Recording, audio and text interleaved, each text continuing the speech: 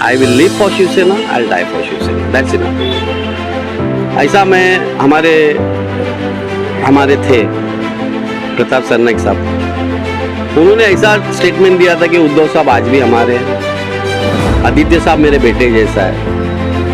तो मैं ये चीज़ से थोड़ा डिस्टर्ब हो गया था। तो ये प्रताप सरनाईक जो पिछले 15 सालों से मीरा भाईंदर 146 में राज कर रहे हैं, शासन कर रहे हैं, अब उनको ये जरूरत क्या आ पड़ी कि भैया चलो प्रोपेगेंडा क्रिएट करो, शिवसेना को तोड़ो। शिव सैनिक शिवसेना को तोड़ रहा है, क्या बात है?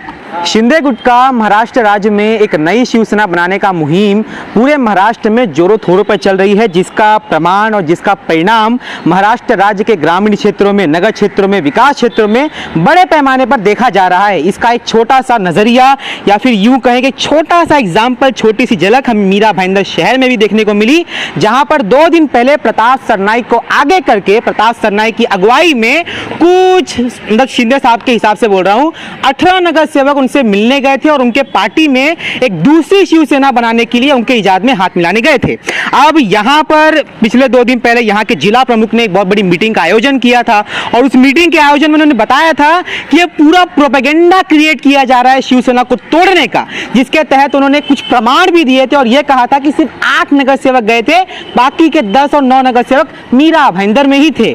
तो ये प्रताप सरनाईक जो पिछले 15 सालों से मीरा भाईंदर 146 में राज कर रहे हैं, शासन कर रहे हैं, अब उनको ये जरूरत क्या आ पड़ी कि भैया चलो प्रोपेगेंडा क्रिएट करो, शिवसेना को तोड़ो। शिव सैनिक शिवसेना को तोड़ रहा है, क्या बात है? Thank you Dubey. मैं अभी बोलने के लिए बहुत कुछ है, लेकिन जब जो सवाल किया उसके ऊपर ही जवाब दूंगा। सबसे पहली बात ये है कि 18 नगर सेवक तो गए नहीं हैं, और जो गए हैं वो मेरे ख्याल से 8 या 10 है। वो भी मैं आपके चैनल के माध्यम से बताना चाहता हूँ कि जो गए हैं ना, उनका कोई अस्तित्व शिवसेना में था भी नहीं। ये सब मैं नहीं, पूरी मीरा भाईंदर को मालूम है। इन लोग सब दूसरी पार्टी से आके शिवसेना के वोट पे जीत के आए ले, तो साजी के उन लोग तो जाएंगे। लेकिन जो मीरा भाईंदर जो परंपरा चलते आई है शिवसेना की, भाईंदर एक गढ़ माना जाता है, ये आज भी लोगों को मालूम है। मैंने मेरे ख्याल से बहुत सालों से लोगों को मालूम है। भाईंदर एक ऐसा शिवसेना का गढ़ है, तो पूरा का पूरा गढ़ है ना, उसमें से है ना, मेरे ख्याल से रेशियो 95:5 रहेगा। 95 to 90% लोग है ना आज भी मातोश्री के समर्थक है। अच्छा, ये मातोश्री के समर्थक है, बड़ी अच्छी बात बोलते हैं ये। उद्धव साहब ठाकरे ने जब चीफ मिनिस्टर पद से इस्तीफा दिया था तो एक बहुत ही भावुकतापूर्ण होकर बात कही थी कि रिक्शा वाले को, ठेले वाले को हमने एमएलए बनाया, मेयर बनाया, नगर सेवक बनाया, विधायक बनाया, सांसद बनाया। और आज आपको लगता है कि मीरा भाईंदर का जो सड़क पे एक समय रिक्शा चलाता था, एक समय जो सड़क पर रिक्शा चलाने वाला था, आज शिवसेना को भी सड़क पे लेके आके रिक्शा में भेज, ऐसा कुछ करना चाहता है?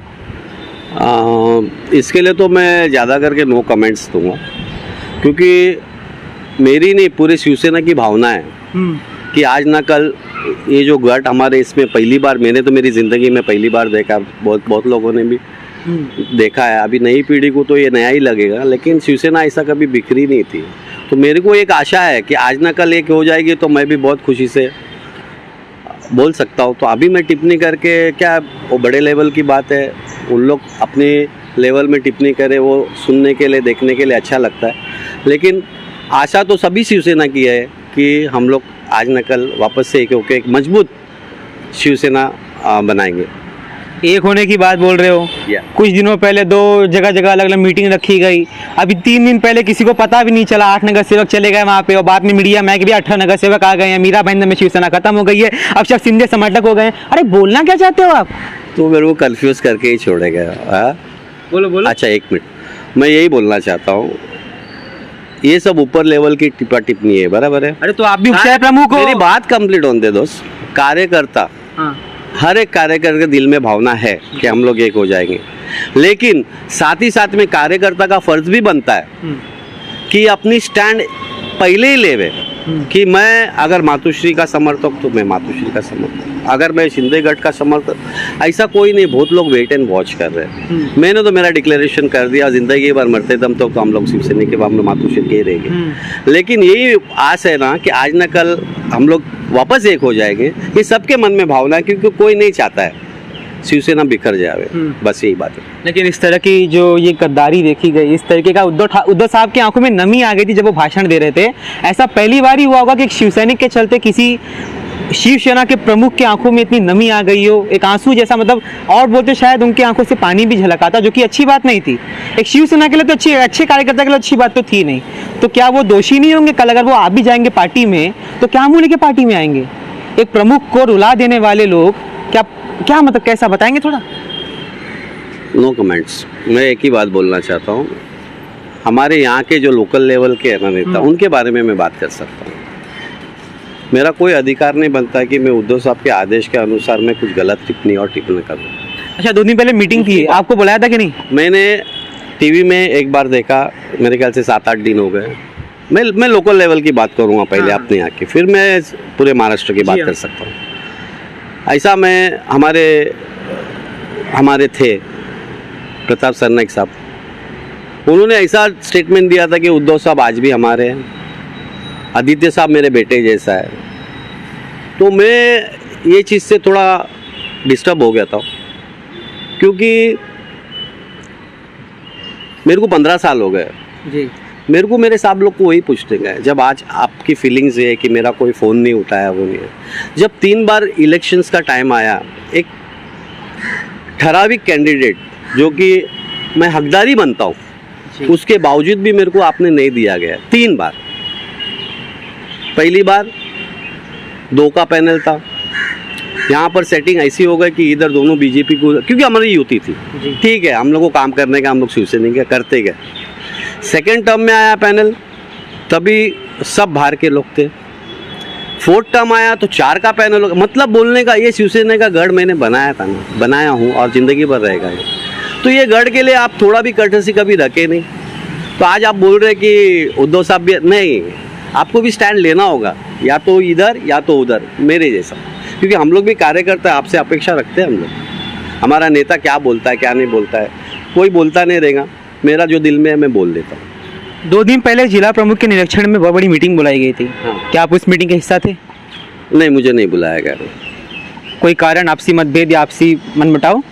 नहीं, मनमुटाव रहेगा तो भी हमको जुल के लेने का। मेरा अभी तुम ये बात किए ना, अच्छा बात किए। मेरे को मेरा जो संगठन है, मैं हमेशा चाहता हूँ कि वरिष्ठ लोग है ना मेरे आगे पीछे है ना, मेरे है ना एक साइन ऑफ पावर बोलते हैं ना, लेकिन ऐसा कोई देता नहीं। इसके लिए मेरे को बाला साहब का पावर इतना है कि मैं 1 मैन शो में कुछ ना कुछ काम करता हूँ।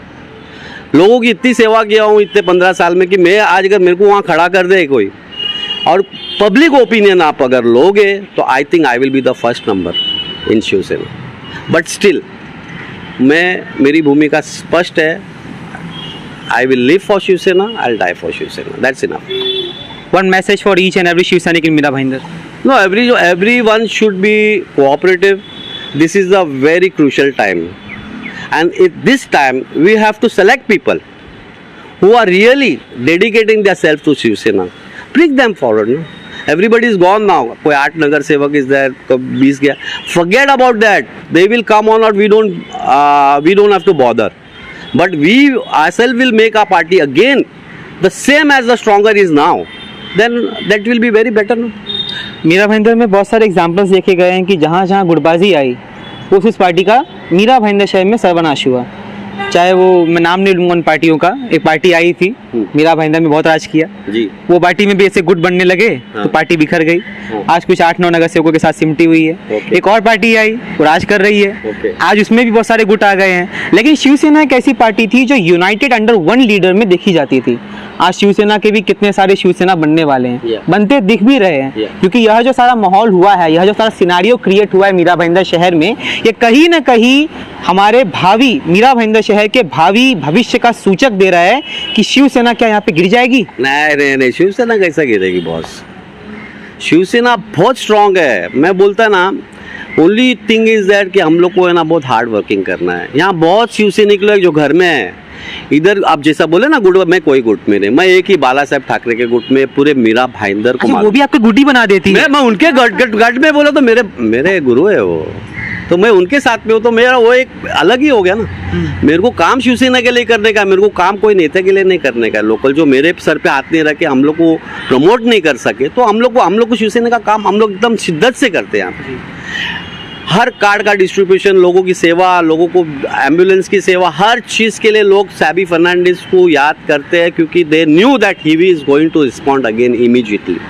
ये मेरी है ना एक पहचान बन गई। मेरा भी किधर मन होता है मेरा पार्टी के लोगों को लेके हाँ अच्छे से काम करो, but they are not united because इनके भी आपस में बहुत, अभी शिवसेना का ऐसा टाइम आया है कि जो हमारे सांप की शिवसेना थी ना, आप वैसे लोग की तो ज़रूरत भी है ना। अच्छा, वैसे लोग की ज़रूरत भी है, जैसा कि आपने अभी कुछ देर पहले कहा था कि ये सब लोग जो हैं वेट एंड वॉच करो, सब एक हो जाएंगे। मेरा सवाल आपसे ये है कि अभी जो सिनारियो क्रिएट हुआ है, आपके जैसे और आपके जैसे अन्य जितने भी कट्टर शिवसैनिक, बाला साहब के गट वाले शिवसैनिक हैं, क्या वो अब अगर समझे लोग एक हो भी जाते हैं, वहाँ वाले यहाँ पर आ भी जाते हैं, तो वो कट्टर शिवसैनिक, बाला साहब वाले शिवसैनिक क्या उनके निरीक्षण में, उनके अंडर में काम कर सकेंगे? और खासकर उस व्यक्ति के अंडर में जो इस समय बहुत ही निंदा का सूचक बना हुआ है, निंदा का विषय बना हुआ है, जिसकी विश्वसनीयता और जिसकी ख्याति पर आज सवाल उठाए जा रहे हैं। भाई सबसे पहले बात बोलूँगा, ये बहुत ब्रिलियंट है। ये है ना मेरे को ऐसे क्वेश्चंस में उलझा देता है ना, लेकिन मैं इसके क्वेश्चन का कुछ जवाब देना है मेरे को एक बार वापस बताओ, आपने लास्ट लाइन क्या बोला था? एक ऐसा व्यक्ति जिसकी ख्याति हाँ। और जिसकी विश्वसनीयता आज एक निंदा का हिस्सा बनी हुई है, आज एक निंदा का विषय बनकर के मीरा भाईंदर शहर में, जिसके बहुत सारे न्यूज़ चैनल्स में भी इसके बारे में बोला गया, बहुत सारे न्यूज़ चैनल इसके ऊपर आरोप भी लगाया, प्रत्यारोप भी लगाया। कल अगर वो दोबारा, जैसा आपने बोला वेट एंड वॉच करो, वापस सब एक होंगे, कल वो दोबारा अगर आता है तो क्या आपके जैसा शिवसैनिक मीरा भाईंदर में जो और भी बाला साहब के गट वाले मौजूद हैं उसका समर्थन करेंगे और उसके आदेशों का पालन करेंगे? समर्थन तो करना ही पड़ेगा ना, जब एक हो गए तो फिर से समझ गए आप कौन सी व्यक्ति की बात कर रहे हैं? मैं इसके लिए मैं पहले बोला ना, तुम्हारे सवाल है ना मेरे को है ना अच्छे से उलझाने वाले रहते हैं, लेकिन जितना मेरी है हैसियत उतनी जवाब दूंगा मैं। सबका ऐसा ही है। उन लोग अगर आते भी है, टॉपिक तो सब पूरी दुनिया में चल ही रहा है ना महाराष्ट्र का, तो मैं अकेला कोई गॉसिप नहीं कर रहा है। आप सब जगह डिस्कशन है, क्या होगा क्या नहीं होगा, ये होगा, कोई वेट एंड वॉच वाली भूमिका निभा रहा है, कोई ऐसा कर, लेकिन साथ ही साथ में दिन वेस्ट हो रहे हैं ना अपने को अंदर से भी। वो हाँ, प्रयास हर चीज़ का अगर नहीं हो गए तो अभी भी शिवसेना स्ट्रांग करने का वो भी तो एक स्पिरिट रहना मांगता है। अगर नहीं आए तो क्या ऐसे ही बैठेगा हमारे उद्धव साहब? He is working very hard. Aditya साहब भी मेहनत कर रहे हैं। क्यों कर रहे हैं? क्योंकि अभी नए लोग को ला के चांस किया तो उनको भी वोटिएट वैसे ही का जज्बा रहना मांगता है शिवसेना का, वो आदमी ज़रूर आगे बढ़ता है। मेरी आज कोई पहचान नहीं, मेरी एक ही पहचान है, सैबी शिवसेना। दैट इज़ बहुत मेरे लिए बहुत खुशी की बात है। चलिए सभी भाई, आपने आज हमसे बात किया उसके लिए बहुत बहुत धन्यवाद। आपको बता दें कि उद्धव साहब ठाकरे जो हैं वो नए युग का, नए लोगों के आगमन का एक सूचक थे।